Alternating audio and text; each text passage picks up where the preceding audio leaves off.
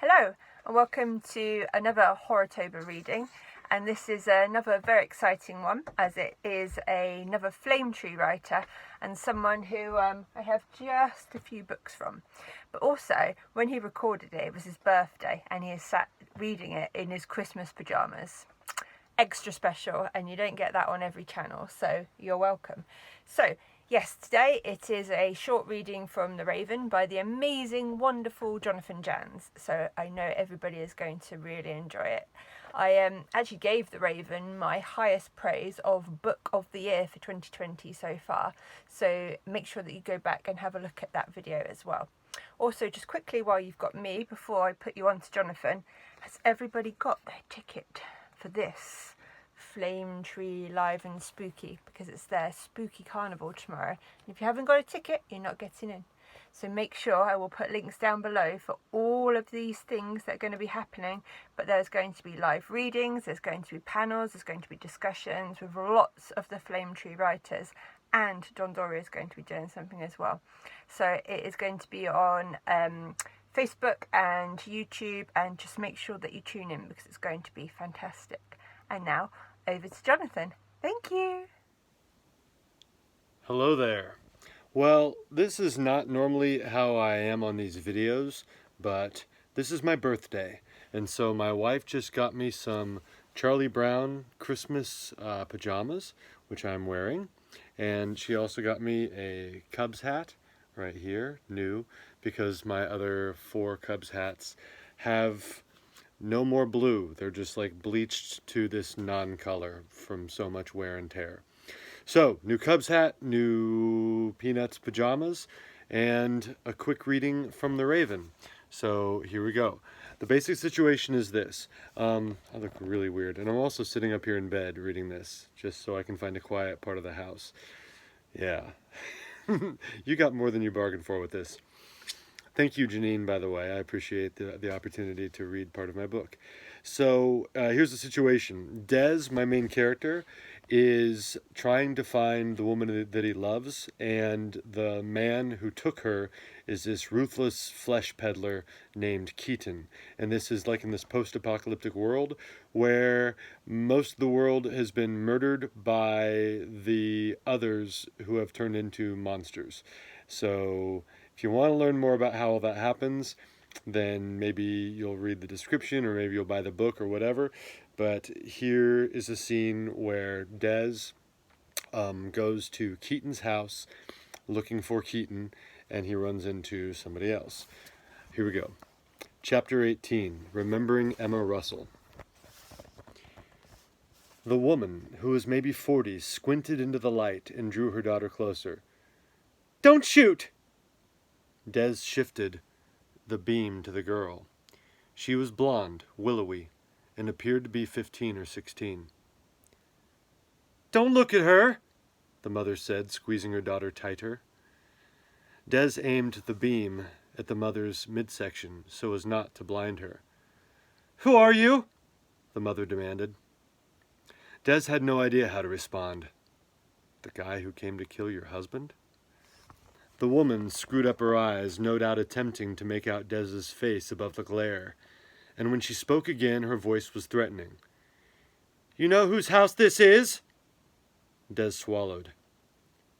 "Where is he?" "He'll have you killed." That's more like it, he thought. Now he could imagine this woman being married to Keaton.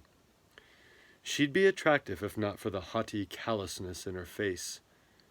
Des felt a wintry smile forming. He out abducting more children? Her lips drew a hard line. "Get out of my house!" "Doesn't matter at all, does it?" Des asked. "As long as it's someone else's daughter." Keaton's wife glowered at him. "You're filthy! Get out of here!" Des ignored her, glanced at the daughter. Smooth cheeks, blonde hair framing her face, eyes wide with fear. None of the haughtiness of her mother, none of the suspicion. It was uncanny, he realized now, how much the young woman resembled one of his former students. Emma Russell, her name had been, a gifted writer, but more importantly, a genuinely good-hearted kid. Had she been murdered when the monsters took over? Or had she become one of them? Keaton's daughter was staring at him. Yes, she looked very much like Emma Russell. "Keep away from the four winds," Des said, and started forward. Keaton's wife sucked in a breath, huddled with her daughter against the wall to give Des room to pass. "Don't touch us!" Keaton's wife hissed when Des drew even with them. But he kept going, said, "Keep your daughter away from that bar." To Des's back, Keaton's wife demanded, "Why would I take her there? It's a disgusting place." Des clicked off the mag light and regarded her over his shoulder. "At least we agree on something." "Get the hell out of my house!" she screamed. Des holstered his Ruger. "If you see your husband, he'll have you disemboweled for breaking in. Tell him there's someone waiting for him at the bar." Her face broke into a hateful smile. "No one tells Bill anything. Bill does the deciding."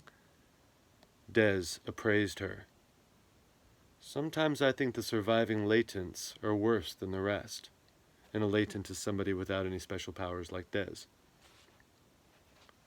She grinned viciously. "Your head will be on the wall." "I ran into one yesterday, a lot like you," Des said.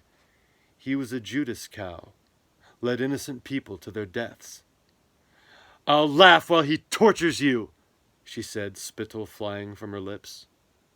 The daughter only stared at Des, wide-eyed.